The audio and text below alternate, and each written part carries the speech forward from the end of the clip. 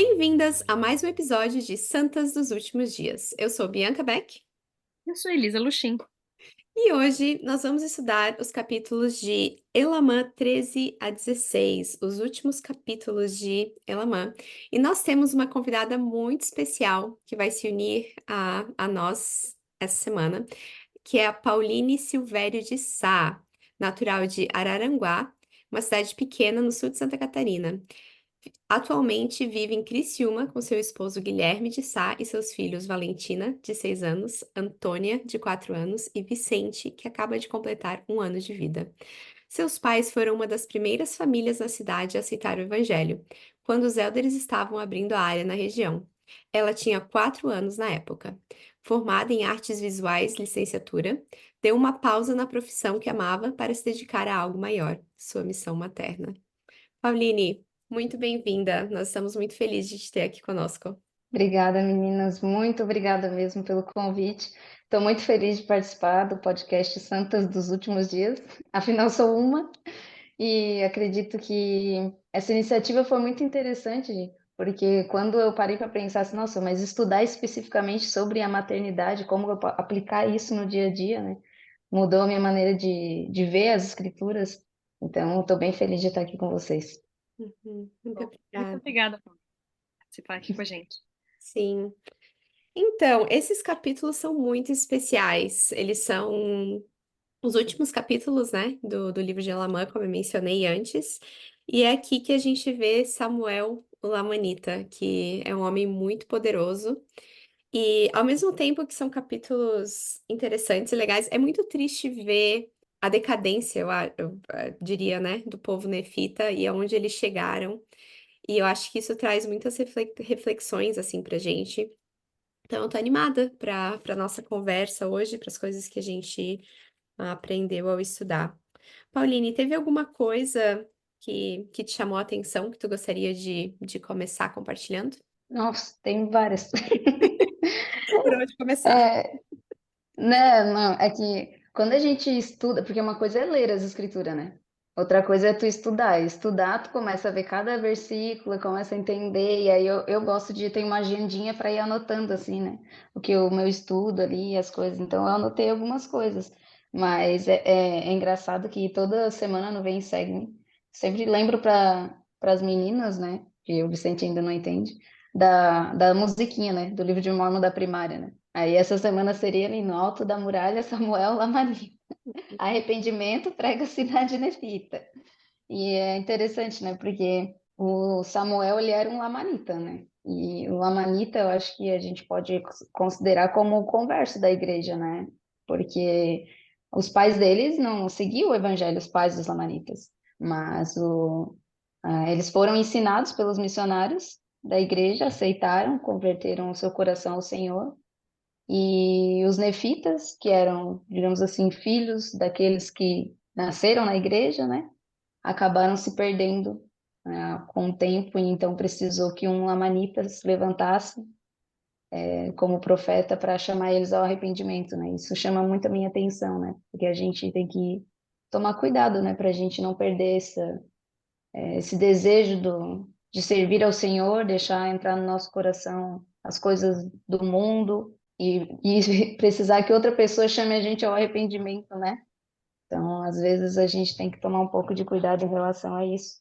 Mas no começo do estudo, né, de Elamã 13, fala que Samuel ele foi lá, pregou, e o que que eles fizeram? Expulsaram ele, né?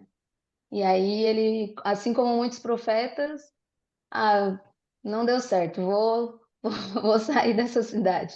E aí o Senhor faz o quê? Manda um anjo e diz: volta para lá, que tem pessoas lá que precisam te ouvir. E eu acho que às vezes a gente, talvez na maternidade, a gente pensa também em desistir de algumas metas, de algumas coisas, né? De virar, não deu certo. E aí o Senhor fala assim: não, continua, teus filhos precisam te ouvir, ou até outras irmãs da igreja, às vezes das suas experiências, né?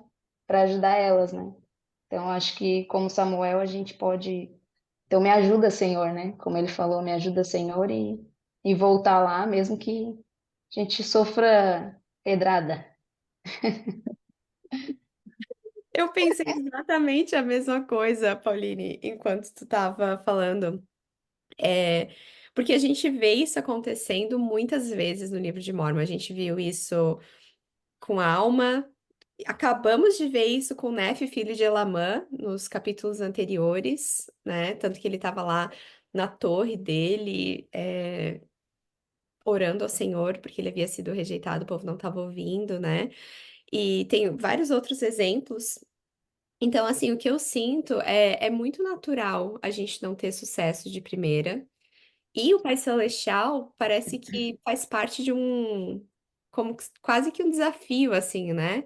Vai lá, tenta, mas você não vai conseguir e devolver eu vou te ajudar, né? E meio que ensina a gente que pela nossa própria força, sem a ajuda do Pai Celestial, a gente não consegue, né? Essa é uma das coisas que eu pensei, mas eu também pensei que é muito importante a gente apontar essas histórias, assim, mostrar elas para os nossos filhos, porque muitas vezes eles vão estar frustrados por não estar conseguindo alguma coisa, por não estar tendo sucesso em fazer alguma coisa a primeira vez. A gente pode chegar e falar: Mas tu lembra do profeta Samuel? Lembra que ele estava triste porque ele havia sido rejeitado? Lembra de Nefe, filho de Elamã? Também estava tão triste, estava se lamentando lá na torre dele, chorando. E daí ele teve sucesso. Lembra de Nefe, quando o Pai Celestial mandou ele buscar as placas? Ele teve que tentar 3 vezes antes de ele ser guiado pelo Espírito, né? E eu acho legal isso, assim, de poder ver essas situações das Escrituras que são muito aplicáveis à nossa vida e que a gente pode daí mostrar para os nossos filhos, né? Ó, tá vendo? Isso também acontece com os profetas de Deus, com outras pessoas, e a gente pode daí aprender com o exemplo deles, né? Me fez lembrar da mentalidade de crescimento, né? E a mentalidade fixa, não consegui da primeira vez, não deu certo, vou desistir. E às vezes a gente tem essa tendência, né? E a gente precisa da voz do Senhor vir e falar pra gente, não desiste, tenta de novo. E é o que eu tento às vezes ensinar meu filho, porque essa idade ele fez 4 anos agora. Ele tava montando Lego, assim. E aí lá no quarto dele, eu ouço uns gritos, né? Que ele fica muito, muito frustrado, porque o Lego cai, o negócio cai. E eu tenho que ficar sempre repetindo, tenta de novo, uma hora vai dar certo, né? Mas é a mesma coisa, eu como mãe, às vezes eu tento a primeira vez, igual a Pauline disse, e aí não dá certo, dá aquele desânimo, a gente quer só jogar tudo pro ar. Ah, eu gostei muito que tu falou, Bianca, dos vários exemplos, né? E a frase que tu disse, eu até anotei aqui, é natural não ter sucesso de primeira. Acho que é um bom, como que se diz? Um bom mantra pra eu ficar na minha cabeça. O que eu acho legal daí é quando Samuel volta pra pregar, ele de novo é rejeitado. De novo as pessoas não deixam ele entrar. É o que eu acho mais incrível, é que ele dá um jeito. Ele devia ser brasileiro assim, né? Porque ele deu um jeitinho. Ele subiu lá na muralha, ele deu um jeitinho brasileiro. O cara era esperto, mas assim, quantas vezes, às vezes eu tento uma vez, aí eu tento a segunda, e não, aí a gente meio que dá uma desculpa, né? Ah, Na não. verdade, tu tem motivos, né? Tem motivos para, tu tem até a desculpa pronta, né? Ele também tinha desculpa para não fazer, né? E às vezes a gente tem também, né? Motivos para não fazer. Esses dias na aula, até desculpa te interromper, mas que a minha cabeça, se eu não falar agora, depois eu vou esquecer. Mas esses dias na aula da SOC a gente falou um pouco a respeito disso, que para ir para a igreja, né? A gente tem desculpa às vezes para não ir para a igreja. Ah, porque tá muito frio, a criança ficou, vai tossir, vai ficar com frio.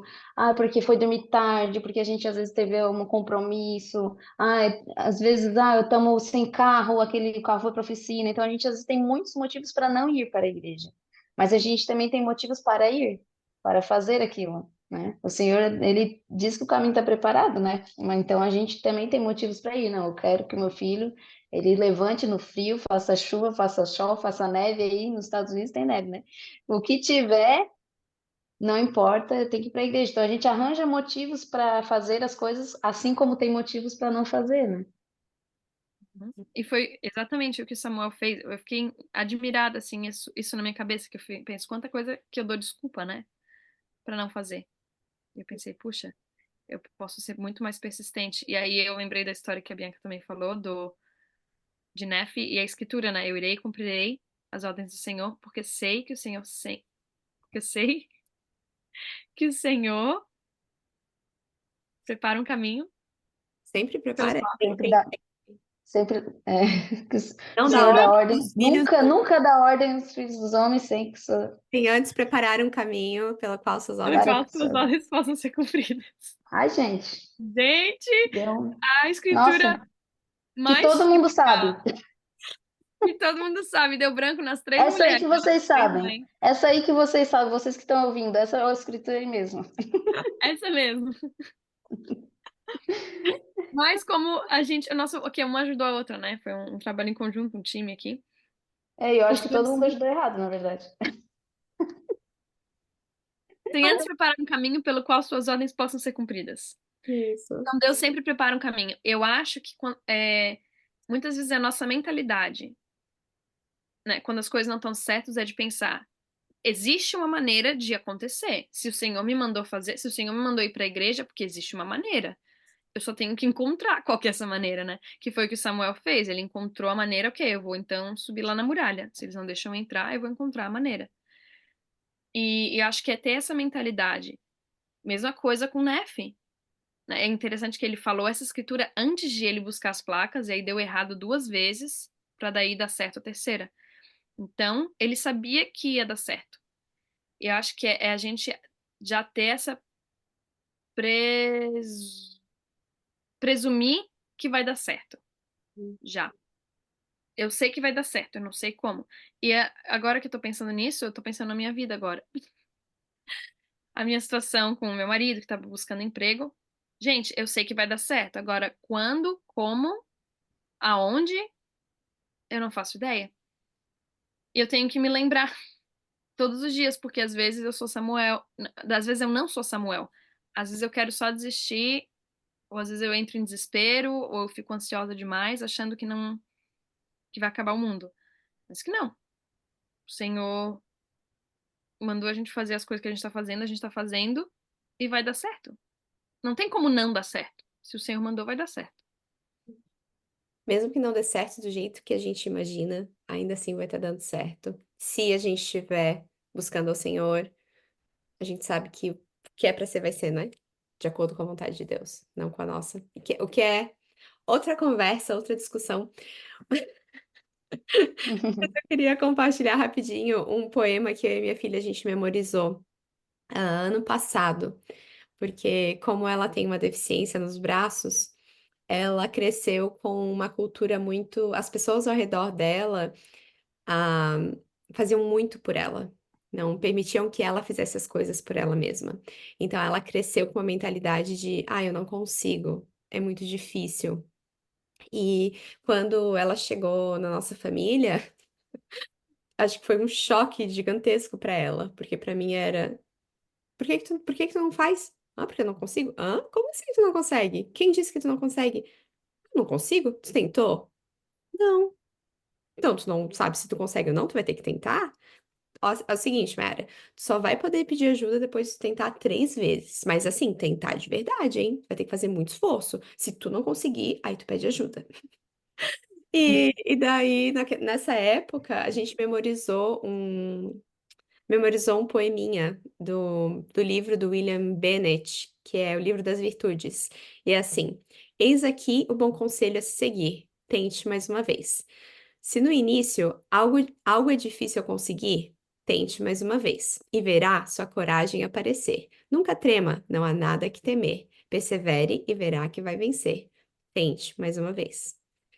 E eu sinto que o Pai Celestial, ele, ele faz isso com a gente, né? Ele tá ali incentivando a gente a lembrar disso. Tenta mais uma vez. Samuel, não deu certo? Tenta mais uma vez. Ah, mas se não conseguiu, foi rejeitado de novo? Tente mais uma vez, cria coragem, sobe lá na muralha. Só o fato de subir na muralha já teria me eliminado ali, né? Tipo, o medo de subir lá na muralha. Eu não gosto muito de altura. Né? Se você tentar mais uma vez, você vai ver a sua coragem aparecer. Se você tiver na tua mentalidade, lá dentro da tua cabeça, já a certeza, como a Elisa falou, né? Começa lá na cabeça. Você precisa saber dentro de você que você vai conseguir, que vai dar certo. E, e realmente é isso que acontece. A gente cria coragem, a gente encontra uma forma de fazer e guardar os mandamentos do Senhor da forma como precisa ser feito.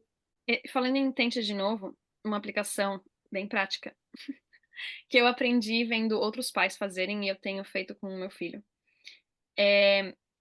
Muitas vezes, sabe quando a criança pede pra ti alguma coisa de uma maneira mal educada ou uma maneira manhosa ou fazendo birra ou seja lá o que for, ou tá muito brava, grita contigo. Eu vi uma pessoa fazendo isso, eu faço agora e funciona. Eu falo pro meu filho, tenta de novo. E acho que às vezes a gente só repreende, né? Diz, não fala assim. Você tá sendo muito mal educado. Não se fala assim com a mãe. Ou não dá pra criança, ou dá pra criança porque ela tá tendo uma crise, uma birra, né? Assim, você só quer parar o que tá acontecendo, aquela crise. Você só dá pra criança. Mas é poder confiar e dar chance para os nossos filhos de fazer da maneira certa, né? E dizer, tem uma maneira melhor de tu conseguir o que tu quer. Eu não vou te dar, eu não vou abrir a porta aqui da minha cidade com você pedindo dessa maneira que não é certa. Mas tenta de novo. Tem uma maneira certa de fazer. Sobe ali na muralha e, e pede da maneira certa. É só, tu falou do tente de novo, é a frase que eu uso com meu filho. Tenta de novo. Tem uma pesquisadora americana que escreveu um livro, que eu não tô conseguindo lembrar o nome agora. Quando eu lembrar, eu menciono, ou eu coloco na descrição do podcast, que eu e meu marido lemos. Mas ela faz estudos com crianças sobre isso. E ela fala que que essa oportunidade que a gente dá para a criança de tentar mais uma vez é essencial para o aprendizado da criança. Que o repreender, a correção por si só, ela não vale nada. Porque a criança só aprende se ela tem a oportunidade de praticar o comportamento que você quer que ela faça. Então, se você não prover essa oportunidade para ela praticar e só corrigir, ela não vai saber como fazer da próxima vez, porque ela não teve a prática. Então, isso é muito importante. E ela fala constantemente no livro. E ela trabalha com crianças que sofreram traumas e, assim, com crianças com vários problemas de comportamento sérios e complexos, assim. E é incrível ver a reabilitação dessas crianças através da prática do comportamento, correto, o comportamento esperado, o comportamento que ela quer que aconteça, né? E assim, é só isso que ela faz. Ela fala, opa, tenta mais uma vez. Ou às vezes ela até vai dar um pouquinho mais na, na, na pergunta ou no pedido. Que tal você tentar de novo, dessa vez mais gentil? Que tal você tentar refazer essa pergunta usando palavras mais mansas? Que tal? E é muito legal, porque daí a criança percebe, né? Opa, e daí ela tenta mais uma vez. Ou às vezes ela não tenta, fica brava, ah, não quero. Ok. Mas a gente pode continuar, É. né? Incentivando. Eles têm a tendência de falar eu quero, né, para as coisas. Eu quero isso, pega isso. Aí eu falo assim, como é que é? Com educação. Por favor, mamãe. Às vezes a Valentina, a mais velha de todos, ela é a mais sentimental, digamos assim, né? Então ela tem uma tendência de chorar muito fácil, assim, de ter muito medo e tudo mais. Então tem que ter, para cada um a gente tem que ter essa maneira, né? De falar com cada um, entender cada um como aquela criança é, como eles são, para poder ajudar eles, porque eles não que eles são uma folha em branco. Uma vez eu aprendi que eles não são uma folha em branco. Eles já nascem com coisas, já trazem coisas lá do mundo espiritual. Mas a gente tem que ajudar eles a lembrar de quem eles são, né? E sabe o que é interessante que ali fala que quando o Senhor disse para o Samuel que ia colocar no coração dele as coisas para falar. E que era para ele falar simplesmente o que viesse no coração dele. E depois repete em outra escritura que quando ele estava lá na muralha, ele começou a falar as coisas que vinham do coração. E, e para a gente isso é muito real, né? Então, às vezes a gente não sabe como agir, né? Em relação a muitas situações da nossa vida, seja na maternidade, seja no casamento, até nos nossos chamados na igreja.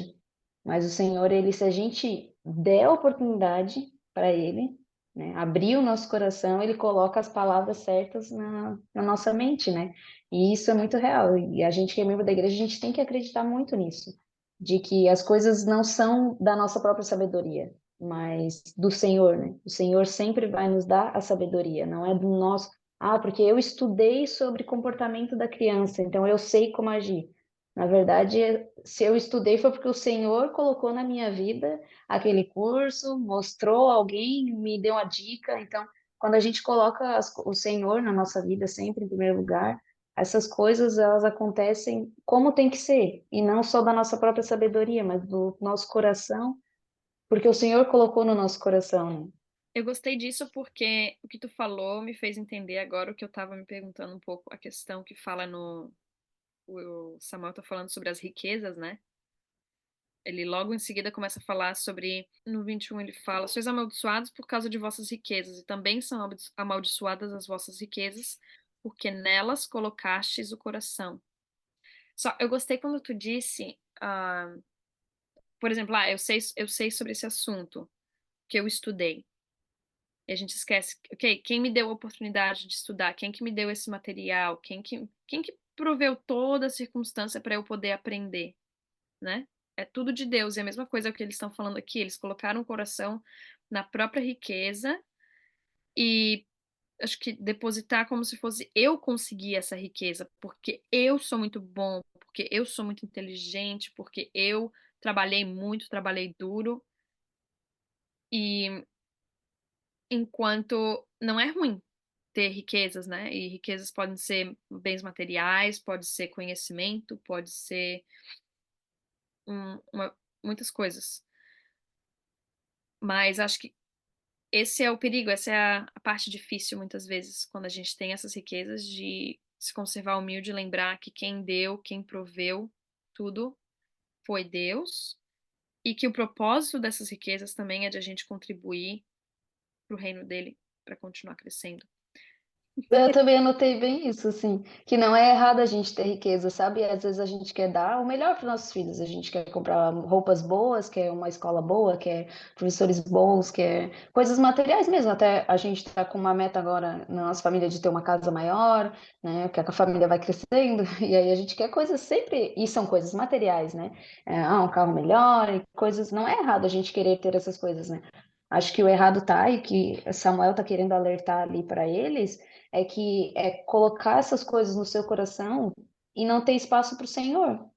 Colocar as coisas materiais, encher o coração de coisas materiais, já dessas coisas, já é mais importante comprar sapatos e roupas do que pagar o dízimo. Não, então às vezes a gente pensa, primeiro eu vou comprar a roupa que eu quero, depois se sobrar dinheiro eu pago o dízimo. Não, o mais importante é as coisas do Senhor, e as outras coisas vão sendo acrescentadas, né? Eu acho que é isso que Samuel está querendo dizer para eles, né? Nesse sentido, que eles não tinham mais espaço para o Senhor no coração deles, era só riqueza, só as roupas, só as ostentação, ele usa essa palavra, né, no versículo 22 ali, ostentação e arrogância, e hoje em dia a gente tem muito isso, né? No mundo atual, essa ostentação. Eu achei muito interessante que vocês trouxeram isso, porque quando eu estava lendo, o que eu escrevi foi: retórica mais atual é impossível de encontrar nas escrituras, porque é exatamente isso, é o que a gente vive hoje, infelizmente. E eu achei interessante que Samuel disse: olha, mas se chega um homem aqui para pregar para vocês, e diz que não tem iniquidade e fala todas as coisas que vocês querem ouvir, para esse homem vocês estão dispostos a transformar ele num profeta, a dar para ele tudo o que ele precisa, a dar atenção para ele, né?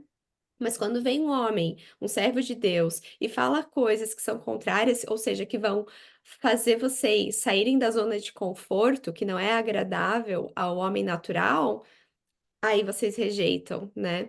E eu sinto que uma das coisas que ele falou aqui que me chamou muita atenção foi que ele disse assim: daí o homem dirá, sim, andai segundo o orgulho de vossos olhos e fazei tudo quanto vosso coração desejar.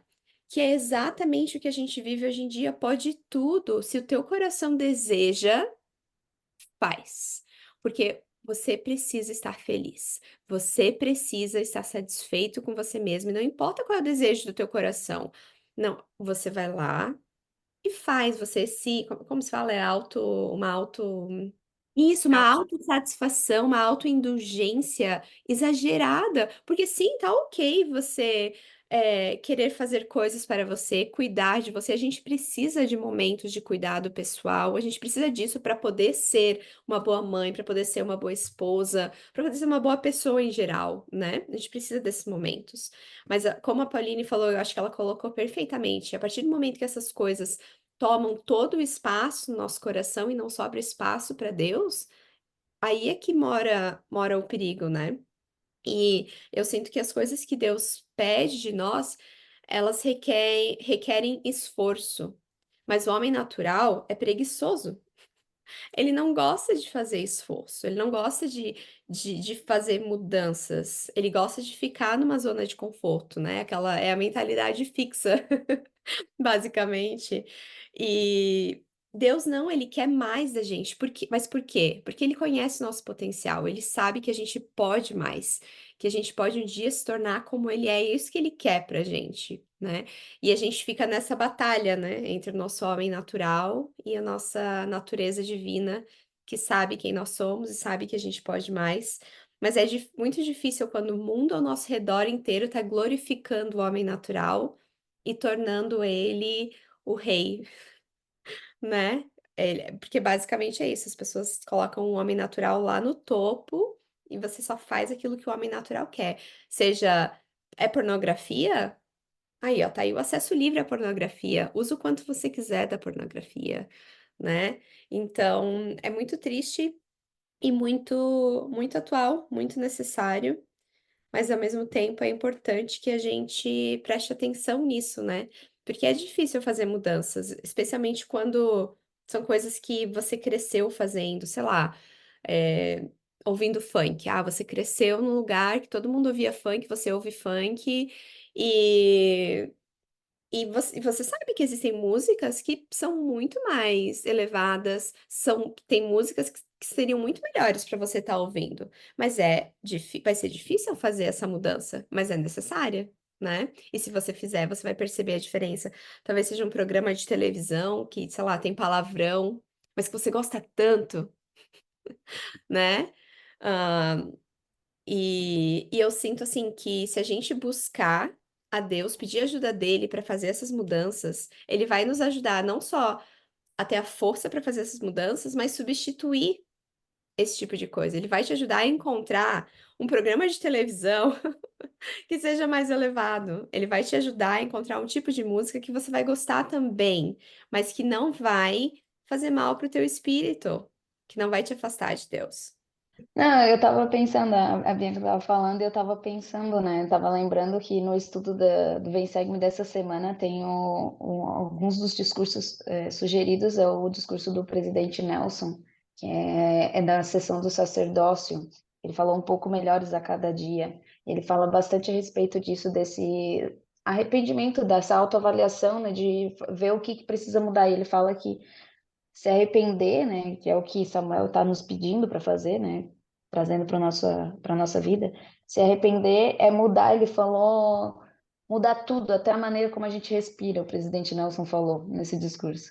Ele disse que tem que mudar tudo, isso é se arrepender. E às vezes as meninas pedem desculpa, né, faz alguma coisa, desculpa. Faz alguma coisa, desculpa. Mas acabaste de pedir desculpa. Tu tem que pedir desculpa e se esforçar para não fazer. Senão, não adianta tu ficar pedindo desculpa e fazendo, fazendo, fazendo. Não é fazer e depois pedir desculpa. É tentar mudar. Eu falei, tentar ser melhor. Então, arrepender é isso, né? É tu olhar assim, não, eu preciso. Ah, eu tenho que ser mais. Por exemplo, eu, Pauline, eu tenho essa tendência a ser um pouco explosiva. Então, eu preciso ser mais mansa. E essa às vezes, os dias assim que eu tenho, preciso me arrepender quando eu fui mais grosseira com meu marido, quando eu perdi muita paciência com as meninas, então eu preciso me arrepender, porque é um comportamento que exige que eu me arrependa e seja uma pessoa melhor. Eu não posso me justificar e dizer, ah, eu não dormi essa noite, o Vicente acordou a noite inteira, então eu posso xingar todo mundo. Não é isso. Então, me arrepender, como o presidente Nelson falou, é você se esforçar mesmo que difícil, como a Bianca falou, que muito difícil, tu tem que mudar até a maneira que tu respira, a maneira como tu acorda, respirar fundo, pedir ajuda pro Senhor e tentar sorrir mesmo difícil. Porque isso é o arrependimento, né? Sincero, né? Eu gostei que tu trouxe essa frase, eu não tinha pensado sobre isso antes. Ah, mas sobre mudar a maneira que a gente respira.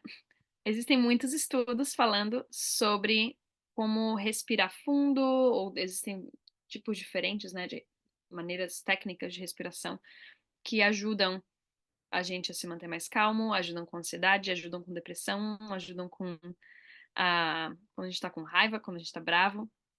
E, e é muito interessante que tu falou, né? Acordar de manhã e respirar fundo. Ah, mas eu percebo, quando eu tô ansiosa, a minha respiração é muito diferente. Essa é uma das dificuldades que eu mais tenho, né? Eu sou muito ansiosa.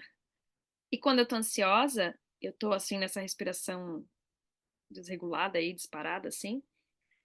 Aí sou mais propensa a também ser explosiva, a ser mais reativa, a ser mais irritada com as coisas. E é bem interessante isso. Eu trabalho com terapia e é uma das coisas que eu ensino às pessoas todos os dias e que eu preciso melhorar, aplicar eu mesma, a aprender a respirar fundo, aprender a, no momento, em vez de reagir, parar e respirar. E aí, também uma coisa pra gente ensinar aos nossos filhos, né? Quando a gente tá tentando corrigir eles, dar aquela segunda chance, é ajudar eles a respirar. E é uma coisa tão simples, né? Mas o profeta falou, o próprio nosso profeta disse pra gente mudar a maneira que a gente respira. E eu não lembrava dessa frase dele. E tu me lembrou agora, Pauline, eu achei bem legal isso. Eu gosto muito daquela técnica de respiração que tu tampa uma narina, aí tu inspira com a narina direita. Aí tu tampa a direita e tu expira com a esquerda. Já fizeram alguma vez? Eu nunca fiz. Ah, é muito legal. Eu fazia para uma. Não conhecia também. Aham. Pra mim é só inspira e solta. É Puxa e muito legal. solta. Por enquanto eu faço isso. É muito legal, tem vários benefícios, mas é legal para criança, porque é divertido, né? E delas fazem a associação, né? Que você pode inspirar por um e expirar para o outro, e é tipo uma brincadeira, é bem legal. Ah, mas enquanto vocês estavam falando sobre correção, eu acho que eu queria meio que linkar com uma outra coisa que eu aprendi ali no capítulo 15, que é quando Samuel continua pregando, mas ele menciona ao povo que Deus. Na verdade, eu vou ler esse versículo que eu acho que ninguém consegue falar melhor do que a próprio versículo. Diz assim, versículo 3 do capítulo 15. Sim, ai deste povo que é chamado de povo de Nefe, se não se arrepender quando vir todos esses sinais e maravilhas que lhes serão mostrados. Pois eis que foi um povo escolhido pelo Senhor. Sim, ele amou o povo de Nefe e também o castigou. Sim, nos dias de suas iniquidades, castigou-o porque o ama. E quando vocês estavam falando sobre correção, me lembrou desse princípio aqui, né? Que todas as formas de correção, elas devem vir do amor. E eu não sei vocês, assim, mas muitas vezes quando eu corrijo a minha filha, não vem de amor. Vem da minha irritação, vem da minha falta de paciência, vem, sei lá, porque eu fiquei com raiva de alguma coisa, na verdade, alguma coisa que ela fez, eu me senti atacada pessoalmente, daí eu vou lá e retruco de alguma forma. E eu amo isso sobre o Pai Celestial, que a correção dele sempre vem do amor que ele sente por nós. E é por causa disso que a correção dele toca o nosso coração, toca o nosso âmago, né? É uma correção completamente diferente dessa correção que a gente muitas vezes usa com os nossos filhos, que vem do nosso orgulho, do nosso ego. E o que eu escrevi aqui nas minhas escrituras foi que o amor tem que estar por detrás das minhas correções. E toda vez que eu tiver a vontade de corrigir a minha filha, eu preciso usar essa técnica da respiração que vocês estavam falando aqui agora. Respirar algumas vezes e me perguntar: da onde está vindo essa minha correção? Tá vindo do meu orgulho, porque eu fiquei chateada, ou tá vindo realmente de um lugar de amor, sabe? Porque eu sei que se eu fizer isso, eu vou corrigir muito melhor. E a minha correção vai ser muito mais eficaz do que seria se ela tivesse. E, acima de tudo, porque não sei vocês, mas esse é um problema que eu tenho, que eu lido muito, é a culpa. Eu não vou sentir culpa. Porque quando eu corrijo de um lugar que não vem de amor, depois eu me sinto mal. Eu me sinto culpada. Eu sinto, como a Pauline falou, eu sinto que eu preciso me desculpar porque realmente eu preciso, porque eu acabei falando alguma coisa que não foi legal. Então, eu acho isso muito importante. E é assim, é triste pensar que, nesse caso aqui, o castigo que o Senhor deu para os levitas foi muito, muito, muito triste, né? É muito triste as coisas que eles passaram, mas que era necessário, era a única forma para que esse povo pudesse se voltar ao Senhor e aprendesse as coisas, e ainda assim, né? Mesmo sendo castigados, eles escolheram não se voltar a Deus. E que muitas vezes, talvez a correção que os nossos filhos vão precisar, talvez tenha que ser dura, né? Talvez a gente vai ter que impor limites que são mais severos, né? Mas que se a gente estiver fazendo isso do lugar correto, a gente vai estar no caminho certo, né? E eu acho interessante isso porque é um pouco difícil pra mim ler um pouco desses capítulos, pra ser bem honesta, porque realmente é muito duro. Tem algumas coisas bem duras. Mas eu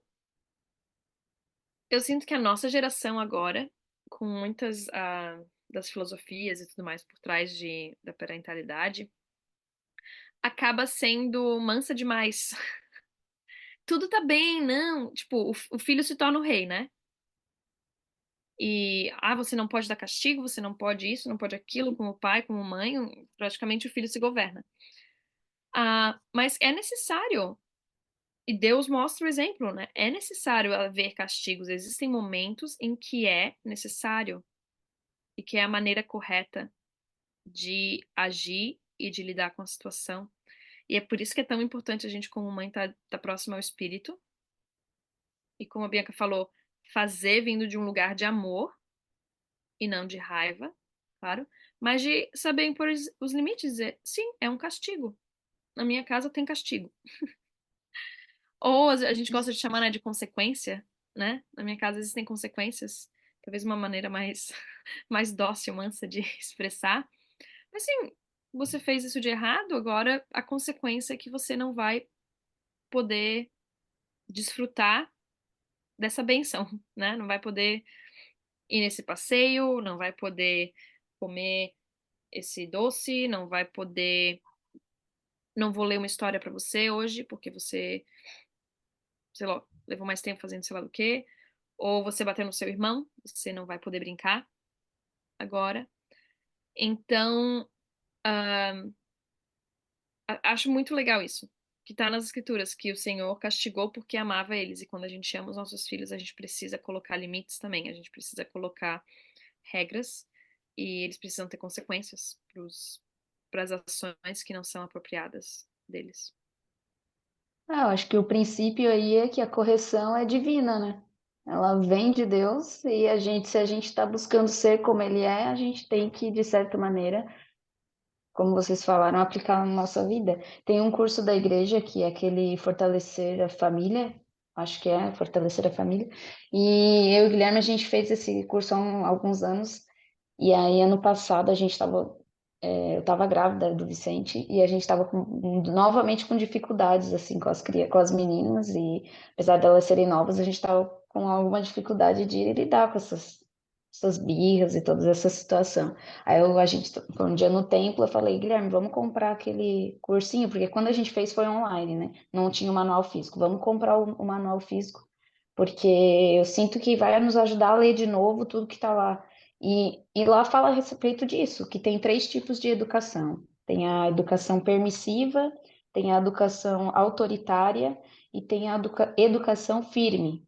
E a igreja, apoiada no princípio da educação firme, que não é aquela que deixa a criança fazer tudo, não é autoritária, ou seja, eu mando, pronto, acabou, deu, né? Mas não é uma educação firme, em que você impõe limites, mas você explica por que tu está colocando aqueles limites, dá consequências. Muitas vezes, né? Lá não usa, eu acho que não se usa a palavra castigo no curso, mas é basicamente a mesma coisa, que é tu botar ali um limite. Claro, idealmente para cada idade, fala, né? A cada idade tu vai aplicar conforme a criança, o ideal para aquela criança, né? Então eu acho que, como tu falou, hoje a gente vive nessa cultura, né? Eu, quando eu tinha só a Valentina, eu achava lindo, né? Educação positiva, e seguia vários perfis no Instagram, e aquele papapá, pipipi. Só que depois eu comecei a perceber que na prática não era bem assim. Quando eles são bebê é uma coisa, mas eles vão crescendo e vão começando a ter as suas próprias vontades e aí vai complicando o negócio, né? Então, foi quando surgiu esse curso da igreja que a gente fez e, nossa, mudou, assim, a minha visão muito, assim, sobre as coisas, sabe? Então, encontrar esse equilíbrio que é difícil às vezes, né? De não ser autoritária, de não ser permissiva, encontrar essa educação firme, né? Eu gostei muito que tu mencionou esse curso, porque a gente tem planos. Vou falar, Elisa, vou liberar os nossos. Vai lá, Bianca. Derrama, derrama. Um dos nossos planos é fazer lives desse curso, do Fortalecer a Família, usando esse curso Fortalecer a Família e ensinar uma vez por semana no Instagram esse curso, porque realmente ele é transformador. Eu ensinei ele para algumas pessoas como uma tarefa da faculdade. Uma das minhas aulas era ensinar esse curso para famílias da minha ala. E foi muito incrível a experiência. E então a gente está planejando fazer isso. Se você está ouvindo e tem interesse, comenta aqui no Spotify, tem um lugar para comentar, né? Comenta falando se está Quero. interessado ou não. Porque é o que a gente pretende fazer logo. E outra coisa que eu pensei sobre isso também, que eu aprendi há muito tempo, que é muito difícil de aplicar, mas que quando eu aplico é muito legal, que é você tentar encontrar consequências para comportamentos que são relacionados ao comportamento. E isso é muito legal, porém é muito difícil e requer muita intencionalidade da parte dos pais, assim, requer mais um pensamento prévio, assim, né? E já talvez estipular as consequências para comportamentos com antecedência, já deixar essas consequências estipuladas com os filhos. Enfim, mas eu acho isso muito legal. E um exemplo, talvez, não sei se cabe eu dar um exemplo, mas é como a Elisa mencionou ali antes sobre, não comer, não vou poder ler o livro de história pra você porque você demorou muito pra escovar os dentes, né? Faz sentido, né? Porque, se você lê o livro de historinha antes de dormir, depois que a criança fez a rotina dela e ela tem um horário pra dormir, ela sabe, ó, você precisa ter escovado os seus dentes até tal horário. Se você não fizer isso, infelizmente não vai ter tempo pra ler a historinha. E é natural, faz sentido, né? É tipo um castigo que ela perdeu aquela oportunidade porque ela não conseguiu fazer o que precisava ser feito até determinado horário, né? Mas ajuda a manter uma rotina, ajuda a criança a estar motivada a fazer o que ela precisa ser feito pra ir deitar, tá na cama a tal horário, porque ela quer a historinha, né? Então, é bem interessante esse conceito, eu gosto bastante. Eu queria voltar um pouco no negócio que a gente já falou, mas que tem uma escritura que eu gostei muito. A questão de a gente dar a chance, né? Mas ali no capítulo 14, eu vou ler aqui, mais fácil, versículo 11.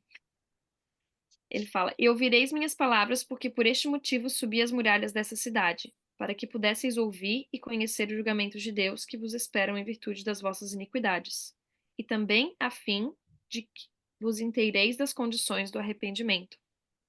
E aí no 13 ele fala: E se acreditares em seu nome, falando sobre Jesus Cristo, arrepender-vos-eis de todos os vossos pecados, para que desse modo alcanceis a remissão dos pecados por meio de seus méritos.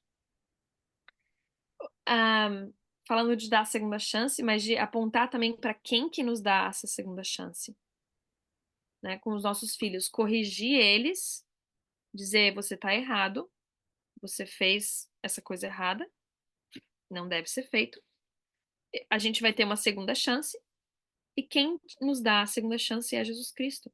Por causa de Jesus Cristo, a gente pode se arrepender. E é o que eu acho muito legal do padrão, né, de todos os profetas, e aqui no caso também de Samuel, ele não somente repreende o povo, ele repreende, diz, ó, vocês estão fazendo errado, vocês estão colocando o coração nas riquezas, vocês estão sendo muito orgulhosos, vocês estão sendo aí muito ostentando, tendo inveja, discórdias, malícia, vocês estão numa condição bem ruim.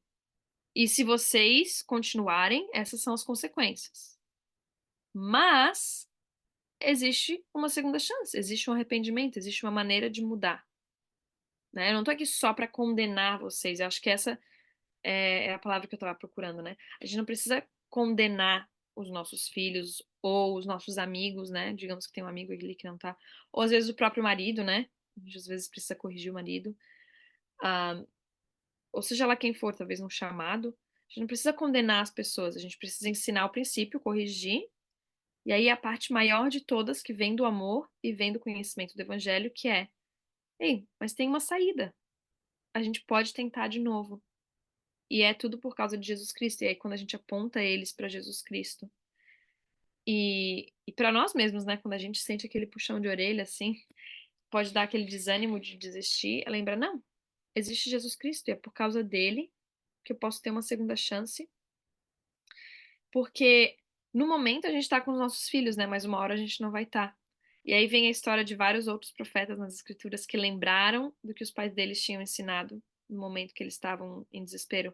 Tem o exemplo de Enos, tem o exemplo de Alma, filho. Então, ah, sempre bater nessa tecla. E é algo que eu preciso melhorar. Que eu não. Eu sinto que eu corrijo muito meu filho, dou a segunda chance, mas eu posso muito melhorar em trazer mais Jesus Cristo para essa parte do ensinamento, do entendimento, do arrependimento. Gostei muito disso. E é legal pensar que Deus mandou Samuel para esse povo 5 anos antes da vinda de Jesus Cristo. Ele deu tempo para o povo se preparar, sabe? Ele falou, ó, daí no versículo 3 ali no capítulo 15 ele diz, porque quando vir todos esses sinais, né? Então, assim, é interessante ver, assim, que o Pai Celestial não estava esperando deles também. Claro que seria ótimo se eles acreditassem imediatamente e mudassem, né? Mas ele não estava dizendo, ó, vocês vão ser destruídos imediatamente, porque vocês. Ele mandou o profeta para lá na frente, né, falar sobre algo que viria a acontecer. Ó, os sinais vão acontecer daqui 5 anos. E eu tô avisando vocês agora, né? Se arrependam agora, mas ó, lembra, daqui 5 anos, aquilo que eu falei vai acontecer. E é interessante, assim, pensar nas coisas que a gente ouve hoje do profeta, né? As coisas que a gente vê lá na conferência geral, os avisos que a gente recebe das coisas que vão acontecer, né? Ah, o Senhor, ele nos dá esse tempo, né, de preparação, muitas vezes, pra gente, e ele nos dá o aviso, né, pra gente estar preparado, pra estar pronto quando a gente precisar estar pronto. Eu achei isso muito, muito legal. Uma coisa que eu anotei também aqui, no último capítulo do estudo, né, que é Lamã 16, no versículo 15, diz assim: Entretanto, o povo começou a endurecer o coração, todos exceto os mais crentes dentre eles, tanto nefitas quanto lamanitas, e começaram a confiar somente nas próprias forças e na própria sabedoria. E eu anotei isso aqui porque eu fiquei pensando, né, a respeito disso, de que muitas vezes que a gente já falou aqui, né? Apesar de tudo que às vezes o bispo, os nossos líderes da estaca na conferência, o profeta, as pessoas falam e aquilo toca o nosso coração e aí só que vai passando, parece que a gente vai esquecendo daquilo que tocou o nosso coração um dia, ou que alguém nos disse o que era, e a gente vai endurecendo o coração e vai, poxa vida, por que que as coisas estão acontecendo isso, ou confiando somente nas próprias forças, e é por isso que as coisas vão dando errado, né? E até muitos dos que ali ouviram alguns, fala que alguns, né? Alguns mudaram o coração e ouviram. Outros só mudaram quando viram os sinais. Quando os sinais apareceram, aí, ele realmente estava falando a verdade. Então, realmente Samuel falou a verdade. Então, a gente tem que tomar esse cuidado, né, para não confiar apenas naquilo que os nossos olhos veem, nas nossas próprias forças, naquilo que a gente conhece, mas a fé é a gente confiar naquilo que ainda não aconteceu, é confiar nas palavras dos líderes, né, e saber que as coisas vão dar certo, né? Não esperar ver para crer. E o que eu acho interessante também é que tem algumas pessoas que viram e depois não creram, né? Ou no 23 depois fala, apesar dos sinais e maravilhas realizados entre o povo do Senhor e dos muitos milagres que eles fizeram, Satanás obteve grande poder sobre o coração do povo em toda a face da terra. Que tem ainda quem vê e não crê. E aí me lembrou do que a gente discutiu no episódio passado sobre a lente, né? A gente pode escolher, a gente vai ter uma lente da crença ou a lente da descrença. Quando as coisas acontecem, qual perspectiva a gente vai tomar? A gente vai tentar buscar uma maneira de explicar cientificamente aquilo, de desfazer a explicação que seria um milagre ou que seria da mão de Deus, encontrar uma outra maneira, né? Porque é o que fala ali no final desse capítulo, meio que as pessoas estão tentando criar essa ideia de que, como se Samuel aqui estivesse tentando manipular eles. E me veio à mente muito do que eu ouço de muitas pessoas que decidem não acreditar mais no Evangelho. Uma lente completamente diferente é formada, como elas veem a igreja. É o que tá escrito aqui.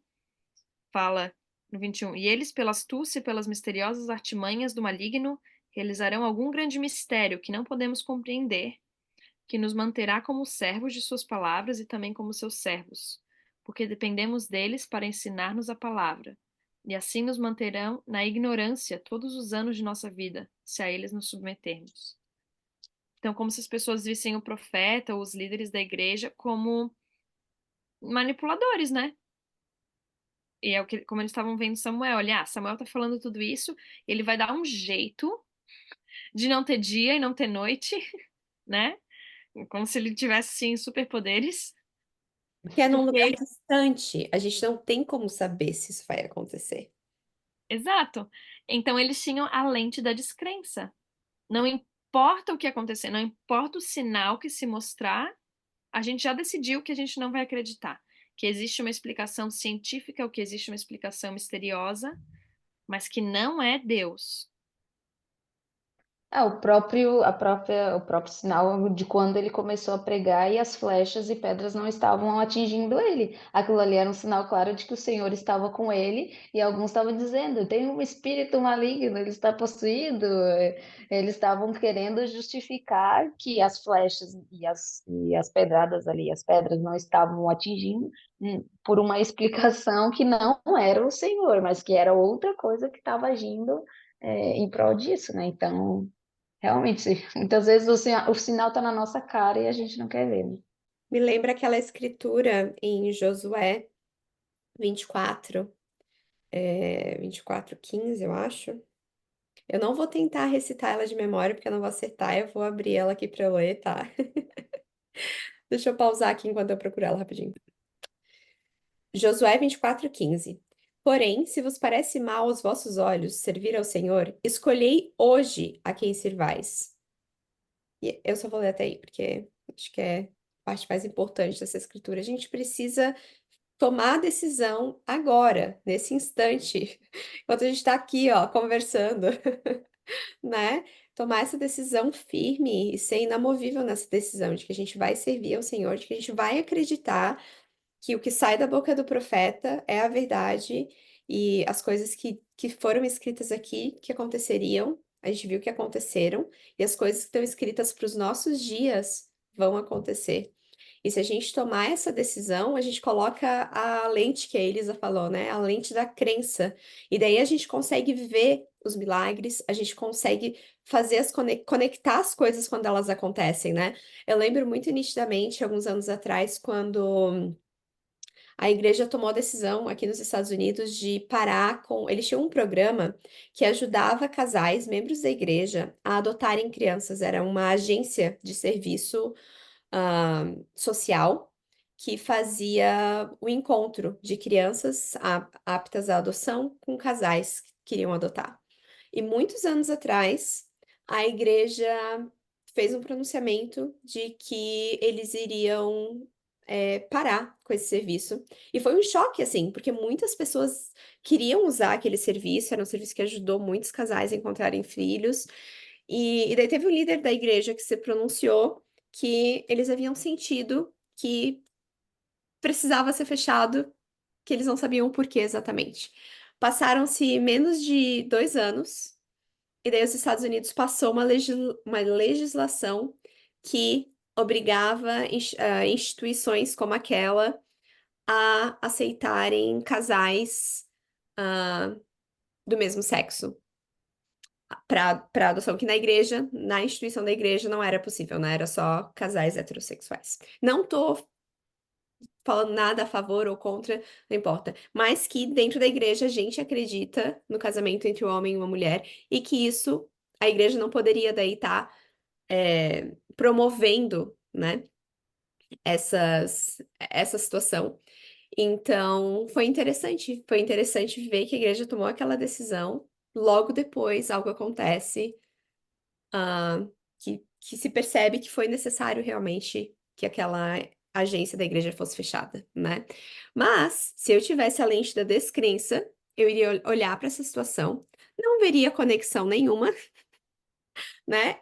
E passaria despercebido. Mas quando a gente está buscando e a gente está com essa lente, a gente consegue fazer essas conexões, a gente consegue ver o porquê que as coisas acontecem. A gente não acredita em coincidências, porque a gente sabe que existe um Deus que está em controle de todas as coisas.